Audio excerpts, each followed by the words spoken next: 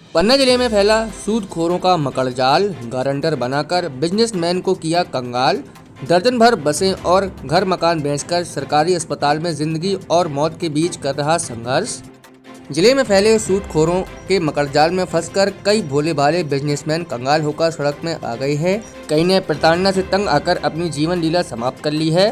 ताजा मामला के अनुसार नगर के सफल व्यवसायी में गिने जाने वाले नरेंद्र गुप्ता उर्फ टिंकू से नज़दीकी दर्जन भर यात्री बसें चलती थीं और नगर के मुख्य मार्केट कटरा बाजार में उनका आलीशान मकान था। कुछ सालों पूर्व ये एक फाइनेंस एजेंसी के संचालक सोनू सरदार के चंगुल में फंस गए, जिसने पहले कारोबार बढ़ाने का प्रलोभन देकर टिंकू को लोन पर कुछ बसें दिलवाईं और फिर स्वयं ही कुछ वाहन खरीदकर गारंटर के रूप में टिंकू सेठ के हस्ताक्षर करवा लिए और लोन नहीं चुकाया, जिससे टिंकू सेठ पर लोन चुकाने का दबाव आने लगा। मामला कोर्ट में पहुंचा। धीरे धीरे टिंकू सेठ की एक एक करके बस बिकती गई। समझौता का ऑफर मिलने पर एक मकड़जाल से छुटकारा पाने के लिए टिंकू सेठ ने मुख्य बाजार में अपना मकान बेच दिया, लेकिन टिंकू सेठ को अभी भी छुटकारा नहीं मिला है। हट्टे कट्टे शरीर वाले टिंकू सेठ अब शारीरिक, आर्थिक और मानसिक रूप से कंगाल हो चुके हैं। विगत दिन अचानक शुगर इतना अधिक बढ़ गया कि अस्पताल में भर्ती करना पड़ा, जहां वह जिंदगी और मौत के बीच संघर्ष कर रहे हैं। डॉक्टर ने किसी अच्छे अस्पताल में ले जाने की सलाह दी, लेकिन उनके पास फूटी कौड़ी भी नहीं है। टिंकू सेठ उर्फ नरेंद्र गुप्ता ने बताया कि मेरी इस दुर्गति का कारण सोनू सरदार है, जो दिल्ली का रहने वाला है।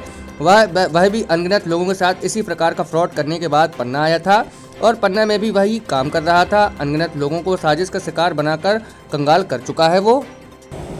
सर मेरे जो भी स्थिति है सर, इसके सब का जिम्मेदार सोनू सरदार है।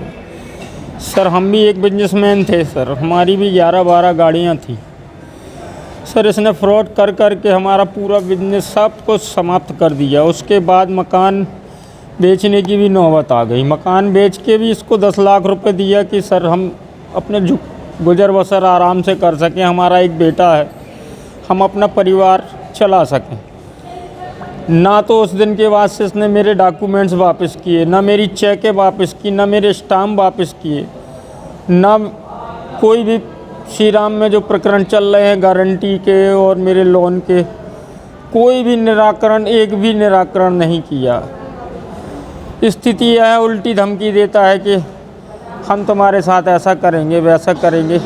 इसी टेंशन में सर हमारी स्थिति ये है कि आज 600, 650, 700 शुगर जा रही है। इससे परेशान है आप? सर 2 साल से ऊपर हो गया सर ये समझौता हुए, इसके बाद भी ये 2 साल में मेरे साथ किसी भी प्रकार का कोई समझौता नहीं कर पाया है, ना एक भी प्रकरण नहीं निपटाया है इसने हमारा। कहाँ कहाँ आवेदन दिया, FIR की, क्या हुआ उससे भी कुछ हुआ? सर पहले आश्वासन देता रहा, मैं आपसी के नाते कुछ नहीं किया, लेकिन अब विगत 15 दिन पहले मैंने SP ऑफिस, महिला आयोग, TI महोदय के सामने, कलेक्टर महोदय के सामने, सभी के मैंने। क्या चाहते हैं आप?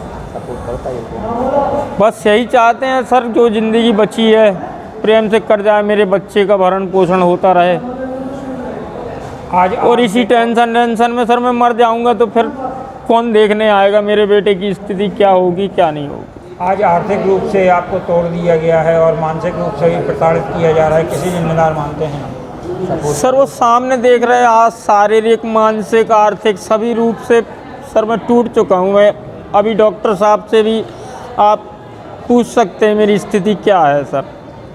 मेरे हस्बैंड है ये, इनको इतनी ज़्यादा मतलब शुगर इनकी बढ़ी हुई है कि हम लोग परसों से यहाँ पे एडमिट इनको किए हैं। एक्चुअली क्या है कि ये सोनू कोहली है, सोनू सरदार के नाम से, वो हम लोगों को इतना परेशान किए हैं कि हम उसके पीछे हम लोगों को अपना घर बेचना पड़ गया। उसको पैसा दिया हमने घर बेच के, वो हम लोगों के अगेंस्ट में केस किया था उसने, और हमने उसको पैसा भी दिया। उसने हम लोगों के फाइनेंस किए हैं, वो हम लोगों के गारंटी लिए हैं। हम लोग पहले गाड़ी हम लोगों का काम था हम लोगों का, तो फाइनेंस करवाते थे। वो श्री राम में उसने 10% की फाइनेंस की वो किए था पार्टनरशिप में, उस एवज में वो फाइनेंस करवाता था। तो हम लोगों ने पहले फाइनेंस करवाया है, लेकिन वो उसकी चालसाजी कह रहे थे कुछ फाइल साइन करवा ले, फिर वो झूठ बोल दे उसमें पानी गिर गया ये वो। तो अब हम लोगों को वो चीज़ समझ में नहीं आती थी, हम तो आम जनता है, इतना पता नहीं रहता है। तो वो उसका मिसयूज वो करता अपने कहीं उसमें लगा ली, वो गारंटी में लगा दे वो कागज़। वो हम वर्तमान में हम लोगों के पास कोई गाड़ी नहीं, कोई बिजनेस नहीं है, उसकी वजह से सारा बिजनेस हम लोगों का ख़त्म हो गया।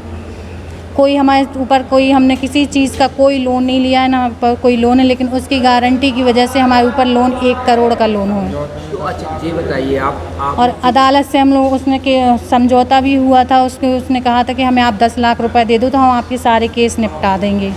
तो हमने उसको मकान बेच के अपना 10 लाख रुपए दिए हमने उसको।